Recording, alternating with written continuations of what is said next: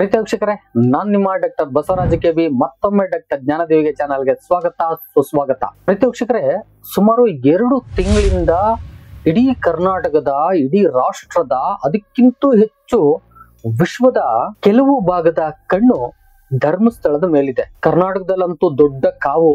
ಭಾರತದ ಮಟ್ಟಿಗೆ ಎಷ್ಟು ಚಾನೆಲ್ಗಳು ಬಂದು ಅದನ್ನ ಪ್ರಸಾರ ಮಾಡ್ಲಿಕ್ಕೆ ಅಂತೇಳಿ ಕಾಯ್ದು ಧರ್ಮಸ್ಥಳದಲ್ಲಿ ಕುಳಿತಿವೆ. ಇಂಥ ಸನ್ನಿವೇಶದಲ್ಲಿ ಸೌಜನ್ಯಗೆ ನ್ಯಾಯ ದೊರಕುತ್ತಾ? ಏನು ಇಡೀ ಪ್ರಕರಣ ಈಗ ಸಂಪೂರ್ಣವಾಗಿ SIT ಹಿಡಿತದಲ್ಲಿದೆ. ಜೊತೆಗೆ SIT ಅದನ್ನ ಶ್ರಮವಹಿಸಿ ಬಹಳ ಡಿಗ್ ಮಾಡಿ ಅದರ ಆಳಕ್ಕಿಳಿದು ಏನಾದರೂ ಇದರಿಂದ ಹೊರತೆಗಿಬೋದಾ ಅಂತ ಸಂಪೂರ್ಣ ತಮ್ಮ ಕಾರ್ಯಚಟುವಟಿಕೆಗಳ ವ್ಯಾಪ್ತಿಯನ್ನ ವಿಸ್ತರಿಸಿಕೊಂಡು ಮುಂದೋಗ್ತಾ ಇದೆಯೋ. ಹೀಗಿರುವಾಗಲೇ ಹಲವಾರು ಮಾತುಗಳು ಕೇಳಿ ಬರ್ತಿವೆ. ಕೆಲವು ಟ್ವಿಸ್ಟ್ ಗಳಾಗಿದ್ದಾವೆ ಈ ಪ್ರಕರಣಕ್ಕೆ ಅಂತಕ್ಕಂಥದ್ದು ಕೂಡ ಕೇಳಿ ಬರ್ತಾ ಇದೆ.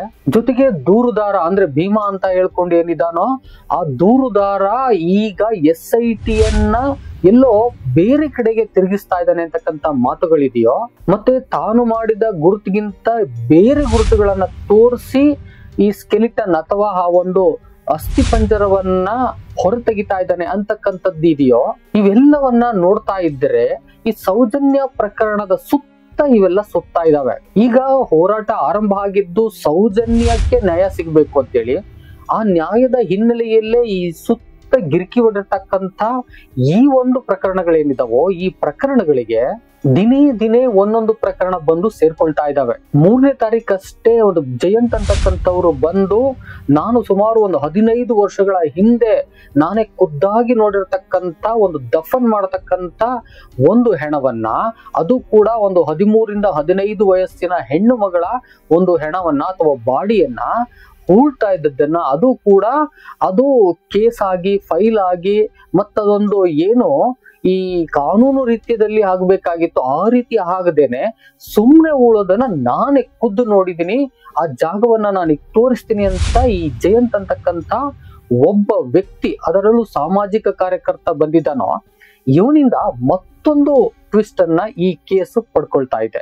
SIT ಅವರು ಅವನನ್ನ ಸೋಮವಾರ ಬರಕ್ಕೆ ಹೇಳಿದ್ರು. ಅಂದ್ರೆ 4ನೇ ತಾರೀಕು ಅವನು SIT ಅವರನ್ನ ಭೇಟಿ ಮಾಡಿ ಒಂದು ಪತ್ರವನ್ನ ನೀಟಾಗಿ ಬರೆದು ಆ ಒಂದು SIT ತಂಡಕ್ಕೆ ನ್ಯಾಯ ದೊರಕಬೇಕು ಅಂತ ಕೊಟ್ಟಿದ್ದಾನೆ. ಜೊತೆಗೆ ಅವನು ಹೇಳಿದಾನೆ, ಈ ಪ್ರಕರಣಕ್ಕೂ ಮತ್ತೆ ಈ ದೂರುದಾರ ಏನು ಈಗ ಬಂದಿದ್ದಾನೋ ಭೀಮಾ ಅಂತ ಹೇಳ್ಕೊಂಡು ಆ ಪ್ರಕರಣಕ್ಕೂ ಯಾವುದೇ ಸಂಬಂಧ ಇಲ್ಲ ಅಂತಕ್ಕಂಥದ್ದನ್ನು ಕೂಡ ಹೇಳ್ಕೊಂಡಿದ್ದಾನೆ. ಇದೇ ಬೇರೆ ಪ್ರಕರಣ, ಅದನ್ನ ನೀವು ಕೆದಕಬೇಕು, ಅದನ್ನ ತೆಗೆದ್ರೆ ಯಾವ್ದಿದು, ಏನಿದು, ಯಾರು ಮಾಡಿದ್ದು ಅಂತಕ್ಕಂಥದ್ದು ಗೊತ್ತಾಗುತ್ತೆ, ನೀವು ನೋಡಿ ಎಂಬುದಾಗಿ ಬಂದಿದ್ದಾನೆ. ಈಗ SIT 5ನೇ ತಾರೀಕು ತಾನು ಈ ಕೇಸನ್ನ ವಹಿಸ್ಕೊಂಡಿದೆ. ಇನ್ನು ಈ ಕೇಸನ ಜಾಡನ್ನ ಹಿಡಿದು SIT ಮುಂದುವರಿಬೇಕಾಗಿದೆ.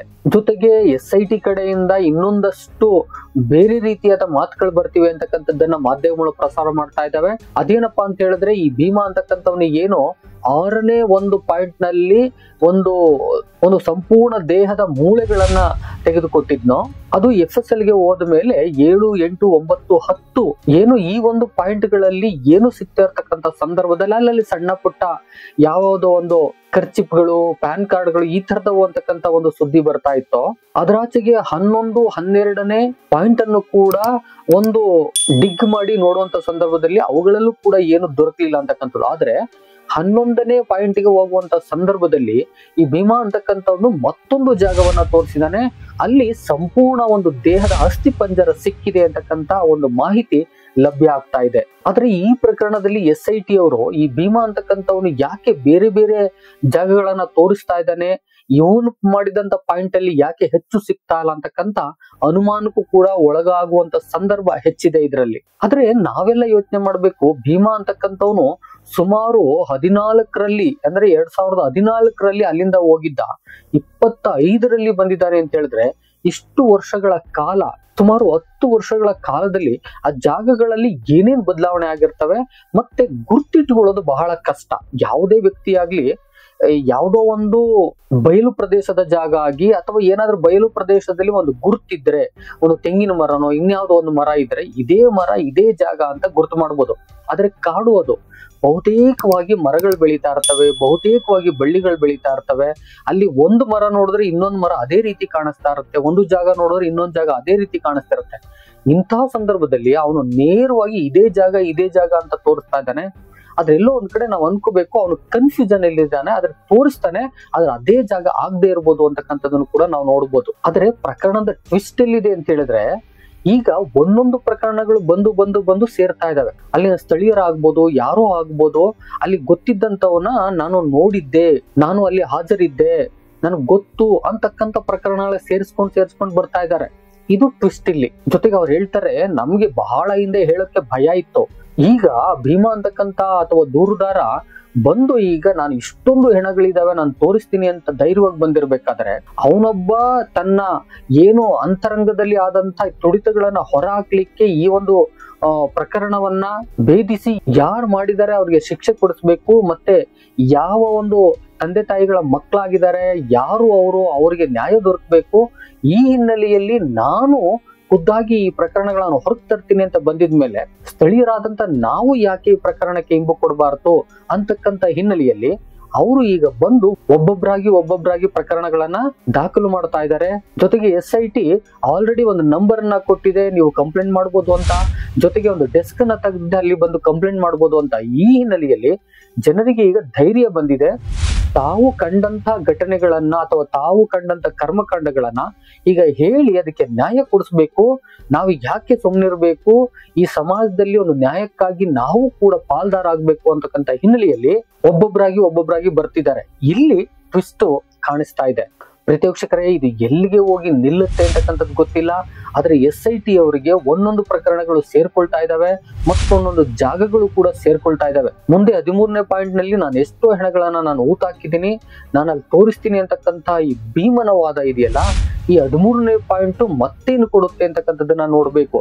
ಜೊತೆಗೆ ಇದುವರೆಗೆ ಸಿಗ್ತಕ್ಕಂತ ಸ್ಕೆಲಿಟನ್ ಅಥವಾ ಆ ಒಂದು ಅಸ್ಥಿ ಪಂಜರಗಳು ತುಂಬಾ ಕಡಿಮೆ. ಈಗ 13ನೇ ಪಾಯಿಂಟ್ ಅಲ್ಲಿ ಏನಾದ್ರೂ ತುಂಬಾ ಇದಾವೆ ಅಂತಕ್ಕಂಥ ಒಂದು ಮಾಹಿತಿ ಪ್ರಕಾರ ಅಲ್ಲಿ ಸಿಕ್ಕಿದ್ರೆ ಈ ಒಂದು ಪ್ರಕರಣಕ್ಕೆ ಹೆಚ್ಚು ಬಲ ದೊರಕುತ್ತೆ. ಜೊತೆಗೆ ಈಗ FSL ಗೆ ಹೋಗಿರತಕ್ಕಂತ ಈ ಮೂಳೆಗಳೇನಿದ್ದಾವೋ ಇವುಗಳಿಂದ ಒಂದು ವರದಿ ಹೊರಬರ್ಬೇಕಾಗಿದೆ. ಆ ವರದಿ ಬಂದ ಮೇಲೆ ಯಾರ್ದು ಏನೋ ಅದೇನಾದ್ರೂ ಸ್ವಲ್ಪ ಏನಾದ್ರೂ ಈ ಪ್ರಕರಣಕ್ಕೆ ಇಂಬು ಕೊಡುವಂತಿದ್ದು ಬಿಟ್ರೆ ಅಲ್ಲಿ ಕೇಸು ಸ್ವಲ್ಪ ಸ್ಟುಡ್ಡಾಗುತ್ತೆ. ಏನಾದ್ರೂ ಈ ಪ್ರಕರಣಕ್ಕೆ ಇಂಬು ಕೊಡುವಂತಿಲ್ಲ ಅಂತ ಹೇಳಿದ್ರೆ ಭೀಮನಿಗೆ ಎಲ್ಲೋ ಒಂದ್ ಕಡೆ ತೊಂದರೆ ಆಗ್ಬೋದೇನೋ ಅಂತ ಅನ್ನಿಸ್ತಾ ಇದೆ. ಜೊತೆಗೆ ಹಿಂದೆ ಏನು ಸೌಜನ್ಯ ಕೇಸಲ್ಲಿ ಆಲ್ರೆಡಿ ಇಷ್ಟು ವರ್ಷಗಳು ಮುಚ್ಚೋಗಿತ್ತು, ಅದೇ ರೀತಿ ಈ ಕೇಸು ಆಗ್ಬೋದೇನೋ. ಆದ್ರೆ ಇಲ್ಲಿ ಒಂದೊಂದು ಕೇಸ್ಗಳು ಸೇರ್ತಾ ಇರೋದ್ರಿಂದ ಈ ಪ್ರಕರಣಕ್ಕೆ ಬಲಿಷ್ಠತೆ ಬರ್ತಿದೆ. SIT ಅದನ್ನ ಹೆಕ್ಕಿ ತೆಗಿಬೇಕಾಗಿದೆ. ಈ ನಡುವೆ ಮೊನ್ನೆ ಅಷ್ಟೇ ಒಂದು ಸುದ್ದಿ ಹರಿದಾಡ್ತು. ಯಾರೋ ಮಂಜುನಾಥ್ ಗೌಡ ಅಂತಕ್ಕಂಥ ಒಬ್ಬ ಅಧಿಕಾರಿ ಈ ವಿಚಾರಗಳನ್ನ ಯಾರಿಗೋ ಲೀಕ್ ಮಾಡ್ತಿದ್ದಾರೆ ಅಂತಕ್ಕಂಥದ್ದು. ಅದ್ರ ಬಗ್ಗೆ ಸುದ್ದಿ ಆಲ್ರೆಡಿ ನಿಂತೋಗಿದೆ, ಮತ್ತೇನು ಸುದ್ದಿಗಳು ಬರ್ತಾ ಇಲ್ಲ. ಪ್ರತ್ಯಕ್ಷಕರೇ, ಪ್ರಕರಣ ಎಲ್ಲಿಗೆ ಹೋಗಿ ನಿಲ್ಲುತ್ತೆ, ಹೇಗ್ ನಿಲ್ಲುತ್ತೆ, ಏನಾಗುತ್ತೆ ಅಂತಕ್ಕಂಥದ್ದೇ ಇಡೀ ರಾಜ್ಯದ ಕುತೂಹಲ ಆಗಿದೆ, ರಾಷ್ಟ್ರದ ಕುತೂಹಲ ಆಗಿದೆ. ಎಷ್ಟೋ ಮಾಧ್ಯಮಗಳು ಹೋಗಿದ್ದಾವೆ. SIT ಅವರು ಖುದ್ದಾಗಿ ಯಾವುದೇ ಮಾಧ್ಯಮ ಪ್ರಕಟಣೆಯನ್ನ ಕೊಡ್ತಾ ಇಲ್ಲ. ಜೊತೆಗೆ ಆ ಹೂಳು ತೆಗೆಯುವಂತ ಸಂದರ್ಭದಲ್ಲಿ, ಜಾಗವನ್ನ ಶೋಧಿಸ್ತಕ್ಕಂಥ ಸಂದರ್ಭದಲ್ಲಿ ಪರದೆಗಳನ್ನ ಹಾಕಿ ಶೋಧನೆಯನ್ನು ಮಾಡ್ತಾ ಇದ್ದಾರೆ. ಯಾಕಂತ ಹೇಳಿದ್ರೆ ಇದು ಬೇರೆ ರೀತಿನಲ್ಲಿ ಹೊರಗೋಗ್ಬೋದು ವಿಚಾರಗಳು ಅಂತಕ್ಕಂಥ ರೀತಿನಲ್ಲಿ, ಯಾವ್ದು ಲೀಕ್ ಆಗ್ಬಾರ್ದು ಅಂತಕ್ಕಂಥ ರೀತಿನಲ್ಲಿ. ಆದ್ರೆ ನಮ್ಮೆಲ್ಲರ ಬೇಡಿಕೆ ಏನಪ್ಪಾ ಅಂತ ಹೇಳಿದ್ರೆ SIT ಅವರು ಸಮರ್ಥವಾಗಿ ಕೆಲಸವನ್ನು ಮಾಡಿ ಮತ್ತೆ ಭೀಮಾ ತೋರಿಸಿದಂತ ಇನ್ನೂ ಹಲವು ಪ್ಲೇಸ್ಗಳಿರ್ಬೋದು ಅವುಗಳನ್ನೆಲ್ಲವನ್ನ ಡಿಗ್ ಮಾಡಿ ಅಲ್ಲಿಂದ ಏನಾದ್ರೂ ಸಿಕ್ತಂತ ಸಂದರ್ಭದಲ್ಲಿ ಅವುಗಳನ್ನ ನ್ಯಾಯಯುತವಾಗಿ ಅವುಗಳನ್ನ ಫೊರೆನ್ಸಿಕ್ಗೆ ಕಳಿಸಿ ಅಲ್ಲಿಂದ ರಿಪೋರ್ಟ್ಗಳನ್ನ ತರಿಸಿ ಆ ನಿಟ್ಟಿನಲ್ಲಿ ಕೆಲಸವನ್ನ ಮಾಡಿ ಈ ಪ್ರಕರಣ ಯಾವ ರೀತಿಯದು ಅಂತಕ್ಕಂಥದನ್ನ ಭೇದಿಸ್ಲಿ ಅಂತಕ್ಕಂಥದ್ದೇ ನಮ್ಮೆಲ್ಲರ ಬೇಡಿಕೆ ಆಗಿದೆ. ಜೊತೆಗೆ ಏನು ಎಲ್ಲರೂ ಕೂಡ ಜಸ್ಟಿಸ್ ಫಾರ್ ಸೌಜನ್ಯ ಅಂತಕ್ಕಂಥ ಹಿನ್ನೆಲೆಯಲ್ಲಿ ಈ ಹೋರಾಟವನ್ನು ಆರಂಭ ಮಾಡಿದ್ರೋ ಅವ್ರಿಗೆಲ್ಲರಿಗೂ ಕೂಡ ನ್ಯಾಯ ದೊರಕಂಗಾಗುತ್ತೆ. ನಿಮ್ಗೂ ಕೂಡ ಈ ಪ್ರಕರಣದ ಹಿನ್ನೆಲೆಯಲ್ಲಿ ಜಸ್ಟಿಸ್ ಫಾರ್ ಸೌಜನ್ಯ ಅಂತ ಏನಾದ್ರೂ ನಿಮ್ಗೂ ಅನ್ಸಿದ್ರೆ ಖಂಡಿತ ಒಂದು ಕಾಮೆಂಟ್ ಮಾಡಿ. ಜೊತೆಗೆ ಈ ಪ್ರಕರಣ ಯಾವ ತಿರುಗಳನ್ನ ಪಡ್ಕೋಬಹುದು, ಏನಾಗ್ಬೋದು, ನಿಮ್ಮ ಅನಿಸಿಕೆಯನ್ನ ಕಾಮೆಂಟ್ ಮೂಲಕ ತಿಳಿಸಿ. ವಿಡಿಯೋ ಇಷ್ಟ ಆಗಿದ್ರೆ ಒಂದು ಲೈಕ್ ಮಾಡಿ, ಎಷ್ಟು ಜನಕ್ಕೆ ಬೇಕಾಗ್ಬೋದು ಶೇರ್ ಮಾಡಿ. ಮತ್ತೊಂದು ಇನ್ಫಾರ್ಮೇಟಿವ್ ವಿಡಿಯೋ ಜೊತೆ ನಿಮ್ಮೊಟ್ಟಿಗೆ ಬರ್ತೀನಿ. ಅಲ್ಲಿವರೆಗೆ thank you and all, love you all. Video ನೋಡಿದ ಪ್ರತಿಯೊಬ್ಬರಿಗೂ ಕೂಡ ಅನಂತ ಧನ್ಯವಾದಗಳು. ಮತ್ತೆ ಭೇಟಿ ಆಗ್ತಿರೋಣ.